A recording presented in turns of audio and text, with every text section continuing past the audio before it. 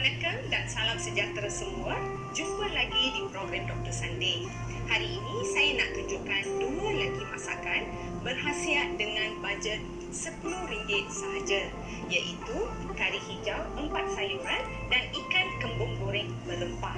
Menarik kan?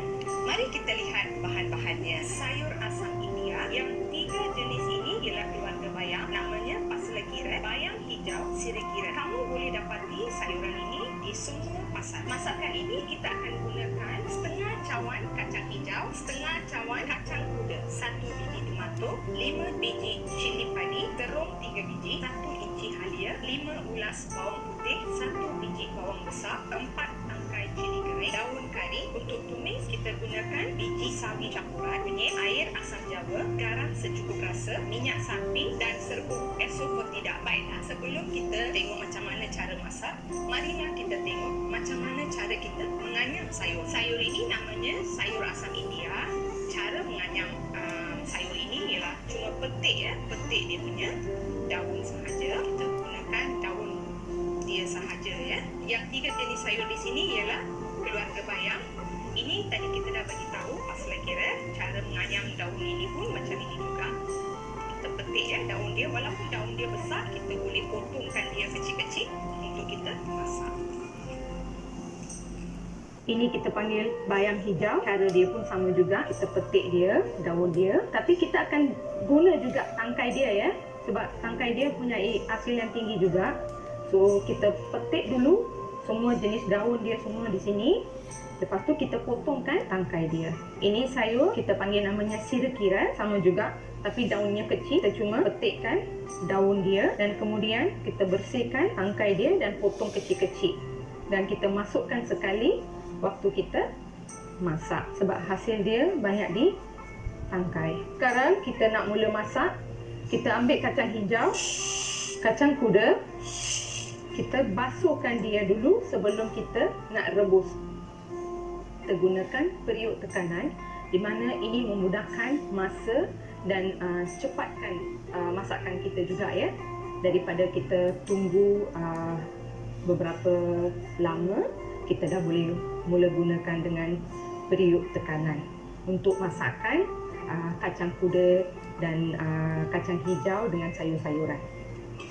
Mula-mula kita masukkan 2 jenis kacang tadi yang kita sudah basuh. Kita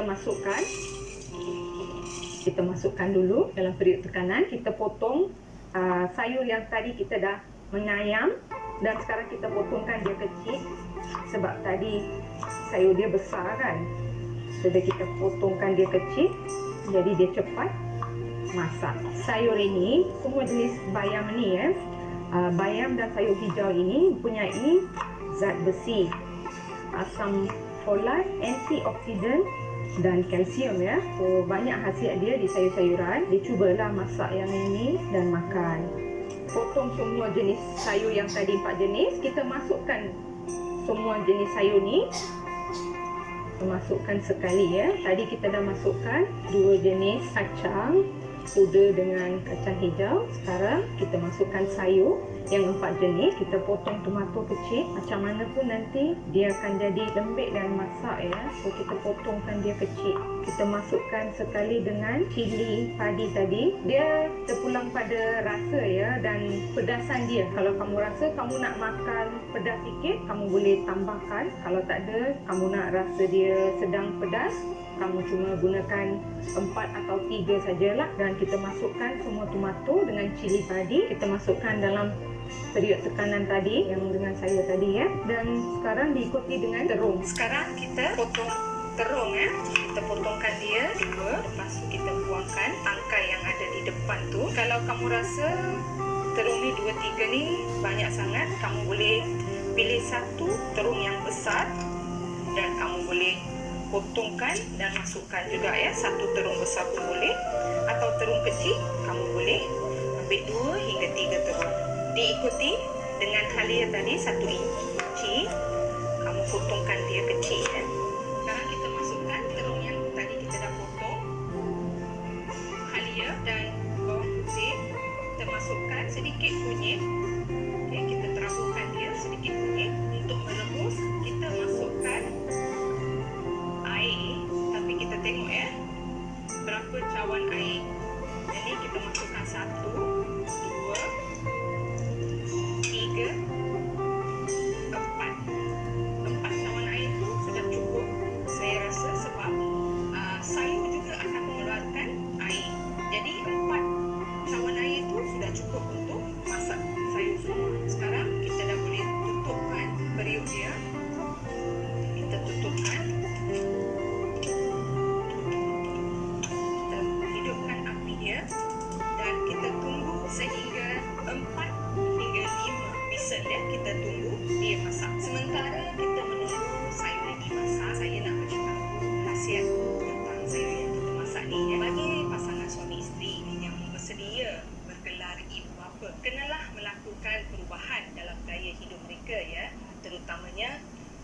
pola makanan yang sihat. Sewaktu merancang kehamilan, bukan isteri saja yang perlu menjaga pemakan, tapi suami pun harus juga memilih dietnya.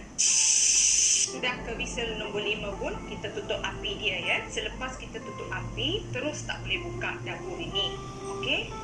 Itu memang buat bahaya juga. So, kita kena tunggu dia punya asap dia ya menurun. So, kita bagi dia 5 hingga 8 minit, asap dia akan turun. Lepas tu kita akan buka. Baiklah, sementara kita menunggu sayur kita sejuk, saya nak tunjukkan masakan kedua kita, ikan kembung goreng berempah. Mari kita lihat bahan-bahannya. Hari ini kita nak goreng 2 ekor ikan kembung. Ikan kembung ini kita nak gorengkan bukan cara yang biasa ya. Kita nak gorengkan berempah. Yang kita nak guna untuk buat ikan goreng, kita gunakan jintan kecil 1 sudu, lada hitam 1 sudu, kayu manis kecil, bunga pelaga 3, bunga cengkeh 3. Kita masukkan bahan-bahan ini ke dalam blender.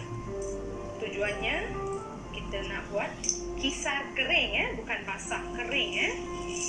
Kita buatkan dia macam paste untuk ikan. So, kita jangan campur air ya. Kita cuma blend kering sahaja. Selepas kita dah blend, ini hasil dia ya, semuanya telah di blend halus. Sekarang kita masukkan dalam satu mangkuk, kita tuangkan dia, kemudian kita masukkan kunyit sedikit, diikuti lada gula putih ya, dan garam secukup rasa. Kita tuangkan air dia dan kita gaul dia dan jadikan dia satu masalah ya.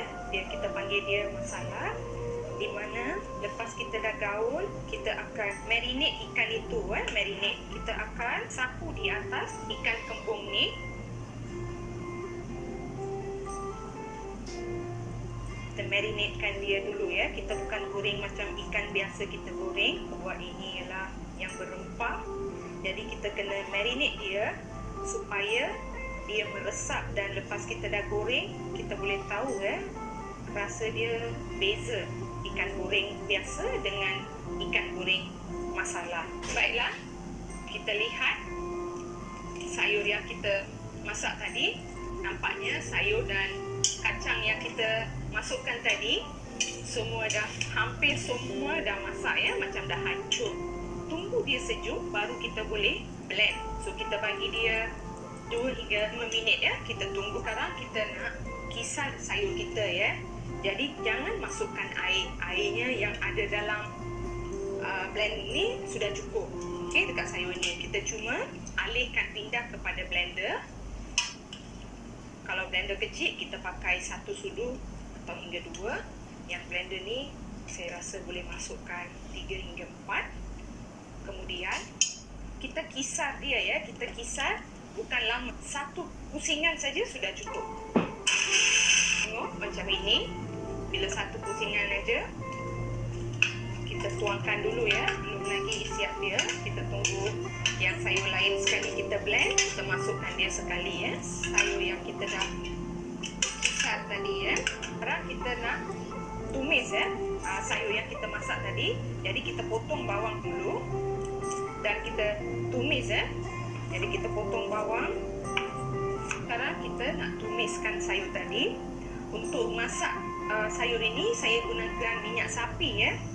Kita hidupkan api dia. Kita gunakan minyak sapi ya. Minyak sapi ini khasiat dia tinggi. Kita gunakan 2 sudu ya, 2 sudu. Biji sari campuran ya. Tunggu hingga 1 minit. Jangan hanguskan dia ya. 1 minit. Kemudian kita masukkan cili kering, diikuti dengan bawang yang kita kisar tadi. Kita iris ya, kita iris tadi. Bila kita gunakan minyak sapi, bau dia naik ya, harum, daripada kita guna minyak biasa. Itu salah satu konsep yang saya guna untuk buat masakan sayur ini. minyak sapi. Kalau tak ada minyak sapi, boleh gunakan minyak biasa juga. Tapi dia ada beza dia lah. Kali ni saya masukkan daun kari. Akhir sekali kita masukkan esopetida. Kita masukkan sedikit sebab kita masakkan kita ni ada dal ya. So dal mempunyai, orang kata selalu kalau kita masak dal dia angin ya. So kita masukkan esopetida ni, dia akan balancekan. Kita tutupkan api dia dan kita tuangkan ke dalam sayur ya.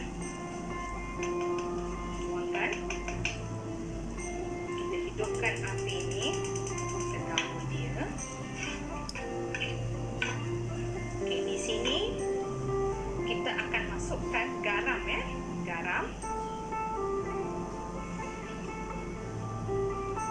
kemudian asam jawa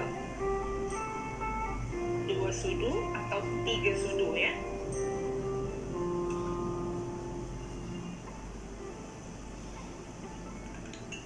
Kita gaul dulu, kemudian baru kita masukkan santan ya. Santan ada setengah masakan orang tak masukkan santan, tapi bila kita masukkan santan ya, 2 hingga 3 sudu, rasa dia beza ya. Ada orang cara masak dia lain, tapi saya masukkan santan. Saya rasa sayur ini macam lemak dan sedap. So kita tunggu dia keluarkan buih dia atau bintik-bintik masa, tanda-tanda masak dia ya. Kita tunggu 1 hingga 2 minit. Sementara kita menunggu sayur ini masak dan menurunkan daripada api, saya nak bagi tahu pasal sayur-sayuran hijau ini akan memberi anda nutrisi yang diperlukan untuk merancang kehamilan. Ia dapat meningkatkan ovulasi dan hasilkan sperma yang kualiti. Bukan setakat itu saja, sayuran hijau juga meningkatkan pematangan sel telur pada wanita dan menurunkan risiko keguguran ataupun masalah genetik pada bayi. Sayur kari kita sudah mendidih dan kamu boleh cuba ya, dia punya garam, cukupan garam dia, asam jawa kalau tak cukup boleh tambahkan. Tadi saya kata 3 sudu, tapi saya rasa dia tak cukup. Kalau boleh tambahkan lagi 3 sudu dan garam secukup rasa. Dan selepas tu kita dah boleh tutupkan api dia. Selepas kita matikan api, kita boleh menitiskan beberapa titisan minyak sapi untuk bagi kewangian dia dan keharuman sayur masak kari yang ini. Baiklah, sekarang kita panaskan api dan kita nak gorengkan ikan yang kita marinate tadi. Tuangkan minyak dah panas, kita masukkan ikan.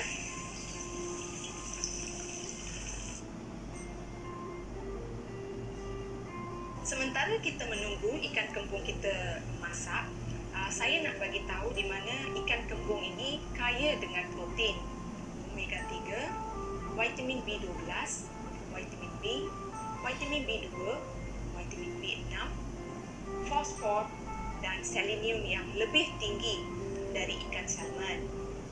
Ikan tempatan kita ikan kembung, tak kurang khasiatnya ya. Baiklah, ikan kembung kita sudah pun goreng. Boleh kita ambil keluar. Kita boleh gorengkan dengan minyak yang sama. Bila kita dah matikan, kepanasan dia sudah cukup ya untuk gorengkan daun kari ya. Pantun hari ini untuk masakan kita, sayur-sayuran hijau dari pasar tani. 4 sayuran pilihan untuk hari ini. Ikan kembung, goreng rempah kemaran terkini, kari hijau berkhasiat sudah hidang di sini. Jangan lupa untuk menonton program Dr. Sandi setiap hari Ahad di Metro TV YouTube channel, dan jangan lupa untuk subscribe, like, share dan komen anda. Bye.